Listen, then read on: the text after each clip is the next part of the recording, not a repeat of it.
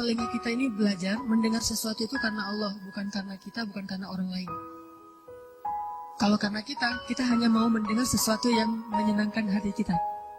Kalau karena orang lain, kita mendengar orang-orang yang menurut kita respect. Menurut kita orangnya keren. Kalau misalnya orangnya kita sebel, kita nggak mau dengar. Tapi dengarlah karena Allah. Kalau karena Allah, asalkan itu kebaikan dan kebenaran, kita terima dari siapapun, dari musuh sekalipun. Apa kata Nabi? Terimalah kebaikan walaupun keluarnya dari mulut seorang budak Habasyah.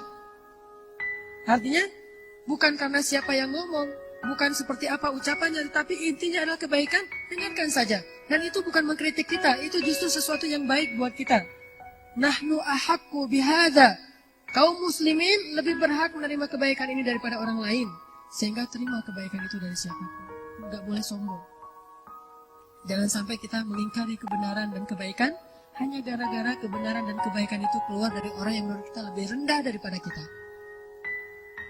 Jangan sampai kita menolak suatu kebaikan hanya gara-gara kebaikan itu ditampakkan oleh orang yang menurut kita nggak baik. Menurut kita nggak baik, padahal belum tentu menurut Allah kayak gitu. Jangan sampai seorang istri menolak nasihat dari suaminya yang menurut istrinya, suaminya belum menjadi seorang suami yang soleh. Jangan sampai seorang suami menolak kebaikan dari istrinya karena hanya berpikir istrinya belum taat kepada suaminya. Terimalah kebaikan dari siapapun, bahkan dari mulut seorang budak Habasyah atau dari musuh sekalipun. Budak Habasyah itu agamanya bukan agama Islam. Bukan agama Islam, budak pula dan bukan orang Arab. Jadi secara status sosial di masyarakat Arab itu jauh beda dengan orang Arab, Quraisy, Ahlul Bait. Tetapi tetap diterima yang namanya kebaikan dari siapapun juga. Kita belajar dari semua orang, kita menerima kritik dari semua orang. Nggak ada cerita saya seorang guru maka saya nggak boleh dikritik oleh muridnya.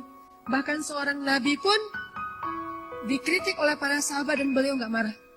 Siapa sahabat yang pernah mengkritik nabi? Habis-habisan kritiknya.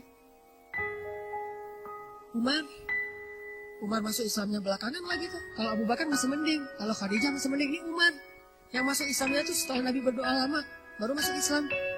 Yang di masa jahiliyahnya pernah minum khamar, dosanya macam-macam. Kritik Nabi, ya Rasulullah, keras suaranya di depan Nabi. Sampai Allah sendiri yang menurunkan ayat, ya ayyuhalladzina amanu la tarfa'u aswatakum fawqa sautin nabi. Janganlah kalian mengangkat suara kalian di hadapan Rasul melebihi suara Rasul.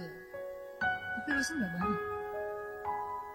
Allah yang mengajari mereka etika, tetapi Rasul nggak jadi baper gara-gara itu. Kenapa? Karena kalau itu emang niatnya baik, Umar berpendapat bukan karena marah ke Rasul. Umar berpendapat walaupun dia nggak setuju dengan Rasul, itu pasti karena Allah. Umar setuju dan nggak setuju, itu karena Allah. Kenapa? Karena Umar itu zahir dan batinnya sama.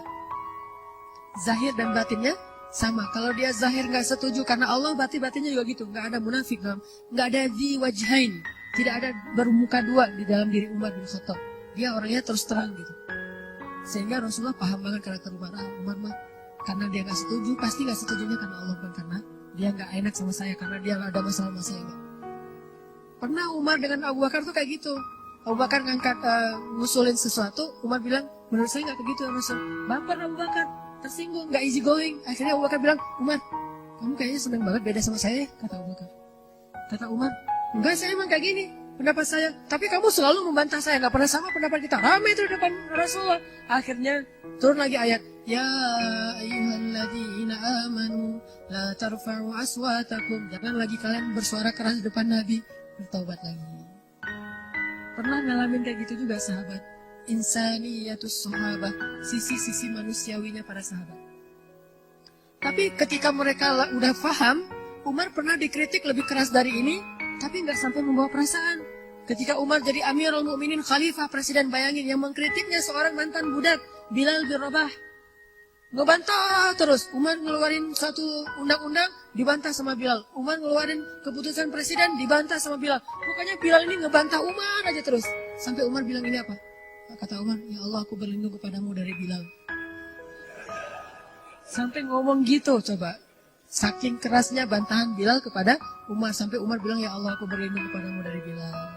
Tapi Umar gak marah sama Bilal. Cuma udah gak tahan lagi gitu. Saking terus menerus gitu. Dalam keadaan bertubi-tubi terus menerus, deketan lagi waktunya.